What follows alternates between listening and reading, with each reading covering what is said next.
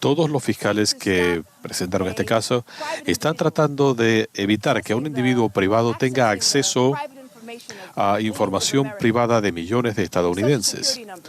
Números de seguro social, información fiscal, direcciones.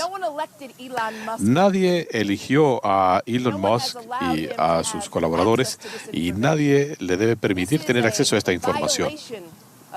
Esto constituye una violación de la separación de poderes. El Congreso de los Estados Unidos, el Senado de los Estados Unidos, tienen discreción única para controlar los fondos del Estado y no Elon Musk.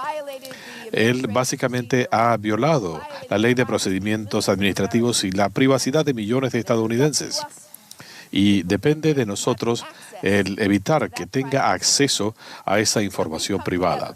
Así que nos hemos unido porque creemos en la Constitución y en el imperio de la ley. Y creemos que nadie está por encima de la ley. Y pensamos que hay individuos que obviamente no deberían tener acceso a esta ley. El Departamento del Tesoro es responsable de mantener la privacidad de nuestra información. El Departamento del Tesoro es responsable de proteger nuestros derechos y privilegios. Nadie ha elegido a Elon. Él no ha pasado por ninguna verificación. Él no ha revelado conflictos de interés. Él ha ganado más de $20,000 millones en la última década. Es la persona más adinerada del mundo. Y él ha causado perjuicio a los estadounidenses y por eso estamos aquí para solicitar una medida cautelar preliminar para hacerle frente a esas fuerzas que creen que de manera unilateral tienen el poder, el control. Todo esto recayendo en las manos del presidente de los Estados Unidos. Es importante que Elon Musk, el Departamento del Tesoro y el presidente de los Estados Unidos entiendan que así no es como funciona nuestro orden constitucional. Así que hoy me acompaña mi colega William Tong del gran estado de Connecticut y le voy a pedir que les diga algunas palabras también.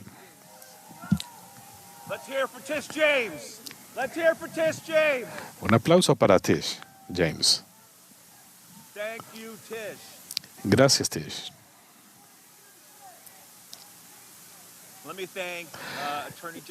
Quiero agradecerle a la fiscal James, nuestra colega, por estar con nosotros aquí en la Corte Federal en el Distrito Sur de Nueva York, en defensa de nuestro país y en defensa del imperio de la ley. Estamos unidos para ponerle freno a Elon Musk y a su ejército de expertos en informática que están tratando de ir en pos del Departamento de Educación, el Departamento del Tesoro y el Gobierno Federal. Déjenme enmarcar esto para ponerlo en contexto. Van a escuchar muchos argumentos legales hoy. Vamos a hablar de la Constitución, vamos a hablar de la Ley de Procedimientos Administrativos. Hagamos eso a un lado por un momento. ¿De qué se trata todo esto? Esta es la mayor violación informática en la historia de Estados Unidos. De eso se trata. Nuestro trabajo como fiscales generales de los estados es salvaguardar los intereses de los ciudadanos en nuestros estados de estas amenazas a su información personal, de proteger a los residentes de nuestros estados de crímenes cibernéticos. Así que lo que tienen aquí es simplemente una violación informática que afecta a los estadounidenses. Esto ha afectado nuestro sistema de cuidado de salud en el país. Es la mayor violación informática en la historia de los Estados Unidos. Hablamos de números de seguro social, información bancaria, direcciones, información biométrica, información de pagos, de nóminas, números de rutas bancarias, cuentas bancarias. Eso nos pone a todos en riesgo. Eso pone en entredicho el bienestar financiero del país y de cada persona que viva en nuestros estados y comunidades. Y también estamos hablando de que cuando tienen acceso, no solamente acceso para leer, sino también para leer y editar en el sistema central de pagos de los Estados Unidos de América, la Oficina de Servicios Fiscales. Nuestra preocupación es por pagos a ciudadanos comunes, pagos de seguro social, Medicaid, pagos a veteranos, pagos a socorristas, a policías. Eso es lo que está en juego aquí. no solo el imperio de la ley, sino también gente y familias que dependen del Departamento del Tesoro y de todas estas cadenas de pago que apoyan al pueblo estadounidense y a nuestros estados. También debo decir que hemos escuchado del vicepresidente, quien expresó reservas sobre la función de los jueces. Él dijo que los jueces no tienen el derecho, el poder o la autoridad para frenar acciones ilegales o inconstitucionales del Ejecutivo de la Presidencia. Eso es absolutamente falso.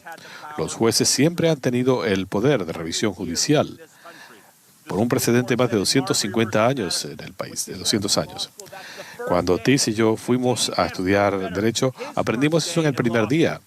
Y J.D. Vance debería saberlo. En su primer día de clases, tienen que haber aprendido que la revisión judicial es fundamental, porque si los jueces no pueden declarar cuál es la ley, si no pueden decir que un presidente o un vicepresidente o una persona no elegida o el Congreso, si los jueces no pueden determinar qué dice la ley y no pueden impedir actos inconstitucionales o ilegales, entonces, ¿qué tenemos? Tenemos un poder sin control. Si el presidente puede hacer lo que le plazca, el Congreso se convierte en algo marginal, opcional. Nuestros derechos se hacen opcionales, los estados son opcionales.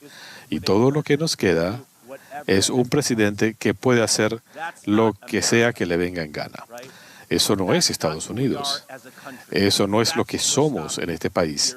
Y eso es lo que venimos a parar aquí hoy. Y voy a concluir diciéndoles nuevamente, cuando hablaba de la revisión judicial en Marbury versus Madison, de lo que estamos hablando hoy aquí en la Corte, estos pueden parecer conceptos muy grandes y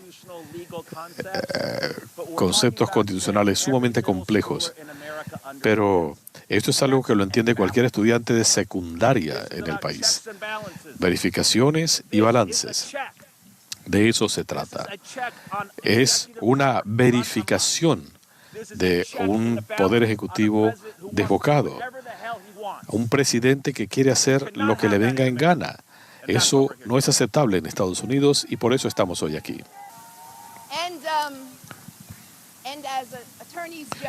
Y como fiscales generales, no vamos a doblegarnos ante el presidente Elon Musk. Es importante que se entienda que en este momento Elon Musk está actuando sin salvaguarda alguna. Y la realidad es que quisieran que nosotros nos enfrascáramos en una prueba ideológica. Es por eso que han puesto una congelación en los pagos del Seguro Social y a los veteranos, pagos al Estado de Nueva York y pagos por toda la nación. Esto es inaceptable e inconstitucional. Han excedido los confines de su autoridad y es importante que los fiscales generales que representamos a nuestros estados nos manifestemos y hagamos que se cumpla el imperio de la ley, porque Elon Musk, individuos en el Departamento del Tesoro y el presidente de los Estados Unidos no están por encima de la ley. Y vamos a continuar. Como fiscales nos hemos estado preparando para esto. Este no es el resultado que hubiéramos querido. Queríamos cooperar, pero cuando se cuestiona el derecho a la ciudadanía por nacimiento, la 14ª enmienda, actuamos. Cuando se cuestiona a los institutos nacionales de salud, la investigación para buscar una cura contra el cáncer o contra enfermedades cardíacas, tenemos que actuar. Cuando se ponen en pausa los fondos para incontables entidades como distribución de comida, servicios a veteranos, subvenciones a la policía, tenemos que actuar. Y no hemos terminado. Vamos a ir a la Corte cada vez para defender la ley, defender la Constitución y para que el presidente Elon Musk y sus colaboradores sepan que no se puede reestructurar el gobierno. Este no es un gobierno unilateral. El Congreso es una rama igual del poder público y la separación de poderes requiere que haya el consentimiento del Congreso de los Estados Unidos y estamos seguros de que vamos a obtener una medida cautelar provisional. Preguntas.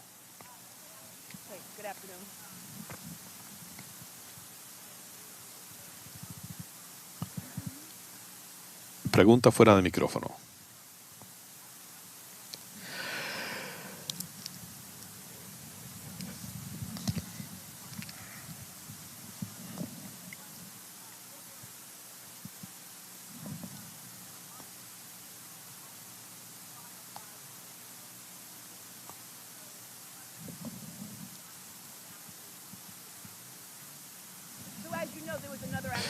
Como saben, hubo otra acción incoada en Nuevo México por otros 2 fiscales, pero esta acción nuestra de aquí es por el Departamento del Tesoro y queremos enmendar nuestro escrito para especificar a otras entidades. Pensamos que el mejor curso de acción es concentrarnos en las agencias, sin mencionar a Elon Musk. Pensamos si tenemos jurisdicción sobre Elon Musk. A fin de cuentas, estos son cuestiones legales. Pensamos que esta es la forma más apropiada de responder a una entidad que no es un ente gubernamental, que no ha tenido confirmación del Senado, cuyos empleados no han sido verificados ni sometidos a ningún tipo de verificación o determinación de conflictos de interés. Nuevamente, Elon Musk ganó $20,000 millones en un periodo de 10 años y todavía está recibiendo contratos del gobierno federal. Esto es algo que debe parar y por eso estamos hoy aquí.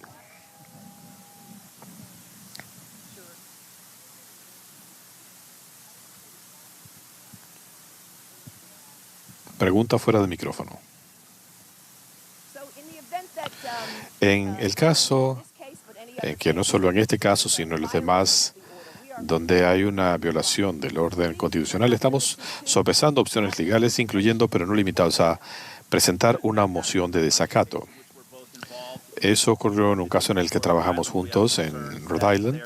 Teníamos la preocupación de que no se hubiera cumplido con una orden de un tribunal y hicimos esta moción y el juez lo aprobó el domingo del Super Bowl. Así que hay cuestionamientos sobre cumplimiento o no cumplimiento. Así que acudiremos a la corte que sea necesaria para que cumplan con estas órdenes.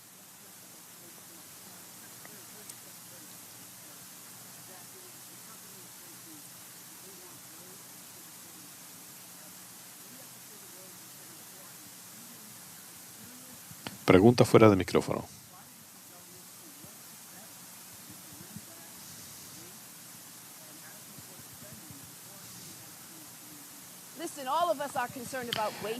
Mire, a todos nos preocupa el desperdicio y el fraude en el gobierno federal, en cualquier gobierno, pero el trabajo tiene que ser con el Congreso. Así funciona el sistema. No con empleados especiales que no han sido verificados o confirmados por el Senado.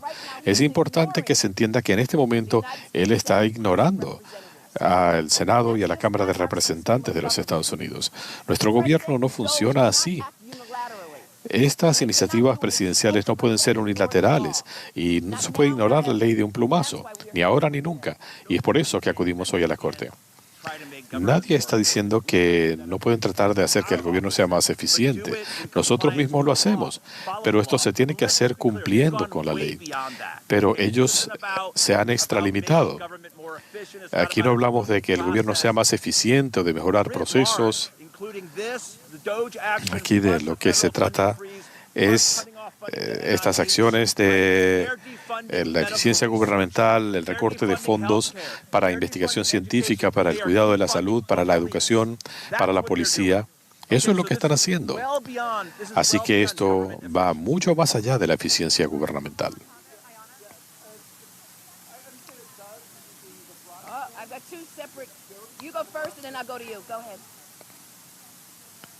Pregunta fuera de micrófono.